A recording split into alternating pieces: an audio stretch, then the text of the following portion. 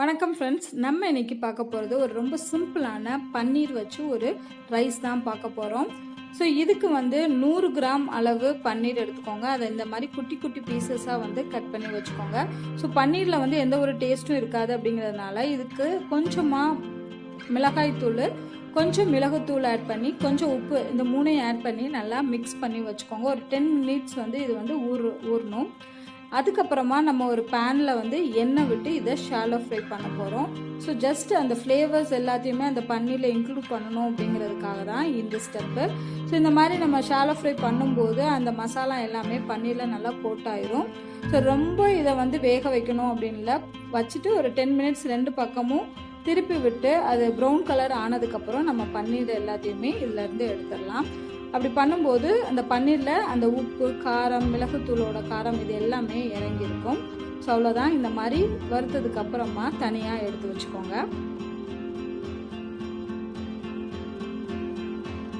அடுத்து இன்னொரு பேனில் தேவையான அளவு எண்ணெய் விட்டுக்கோங்க. விட்டுட்டு கொஞ்சமாக நறுக்கின இஞ்சி அண்ட் பூண்டு இது ரெண்டையும் போட்டு நல்லா வறுத்துக்கோங்க. அதுக்கப்புறமா நீல வாக்கில் நறுக்கின வெங்காயம், ஒரு பெரிய வெங்காயம் நம்ம ஆட் பண்ணிக்கலாம். அடுத்து இதுக்கு பார்த்தீங்கன்னா என்ன காய்கறி இருக்கோ, கேரட் ஆட் பண்ணிக்கலாம், முட்டைக்கோஸ் ஆட் பண்ணலாம். நான் வெறும் கேப்சிகம் மட்டும்தான் ஆட் பண்ணுறேன். ஸோ நிறைய காய்கறி போட்டுக்கரலாம், என்ன வேணும்னாலும் நீங்கள் ஆட் பண்ணிக்கலாம். ஸோ அதையுமே நீல வாக்கில் அறுத்து அதே மாதிரி வதக்கணும். ஸோ ரொம்ப இது வதங்கணும் அப்படிங்கிற அவசியம் கிடையாது.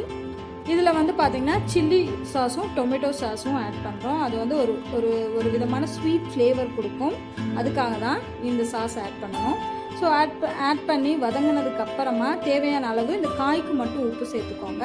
அடுத்து நல்லா உதிரியாக வேக வைத்த அரிசி ரைஸ் சேர்த்துக்கோங்க. சேர்த்து இது எல்லாமே நல்லா மிக்ஸ் ஆகணும். அந்த சாஸோட நல்லா மிக்ஸ் ஆகிற மாதிரி கிளறி விட்டுக்கோங்க.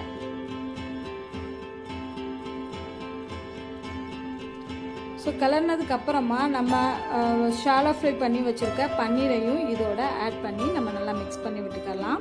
ஸோ இதில் பார்த்தீங்கன்னா ரொம்ப காரம்லாம் இருக்காது, நிறைய ஃப்ளேவர்ஸ் இருக்காது. மிளகுத்தூள் மட்டும்தான் ஃபைனலாக நம்ம ஆட் பண்ணுவோம். ஸோ அதனால் ரொம்ப ஈஸியாகவும் இருக்கும். அதே மாதிரி குழந்தைங்களுக்கு கொடுக்குறதுக்கும் நல்லாயிருக்கும். ஸோ இப்போ இந்த பன்னீரில் அந்த ஷாலோ ஃப்ரை பண்ணியிருக்கிறதுனால டேஸ்ட்டும் நல்லாயிருக்கும். ஃபைனலாக பார்த்தீங்கன்னா நல்லா தேவையான அளவு மிளகுத்தூள் ஆட் பண்ணிவிட்டு இறக்கிடலாம். ஸோ வெங்காயத்தாள் அப்படிங்கிறது இருந்துச்சு அப்படின்னா நீங்கள் ஆட் பண்ணலாம், இல்லை அப்படின்னா அது தேவையில்லை. ஸோ அவ்வளோதான், நம்மளோட சிம்பிளான பன்னீர் பெப்பர் ரைஸ் ரெடி ஆயிடுச்சு. இதே மாதிரி நீங்களும் உங்கள் வீட்டில் உங்கள் குட்டீஸ்க்கு செஞ்சு கொடுத்து எப்படி இருக்குது அப்படிங்கிறத சொல்லுங்கள். தேங்க்யூ.